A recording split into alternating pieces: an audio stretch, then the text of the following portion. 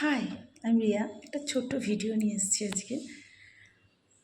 যাদের খুব গ্যাসের সমস্যা হয়, গ্যাস হয়, গ্যাসে ভুগছেন, ওষুধ খাচ্ছেন, ওষুধেও কাজ হচ্ছে না, তাদের জন্য।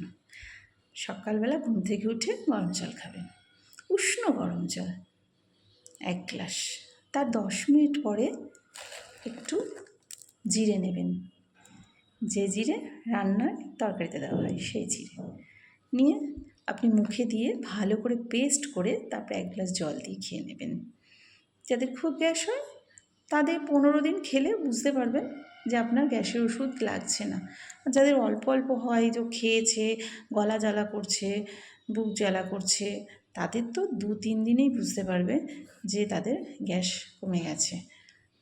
যদি ভিডিওটা ভালো লেগে থাকে লাইক কমেন্টস করবেন, আর কমেন্টস করে যাদের গ্যাস সেরে যাবে তারা অবশ্যই কমেন্টস করে আমাকে জানাবেন যে আপনাদের কতটা কমেছে। টাটা।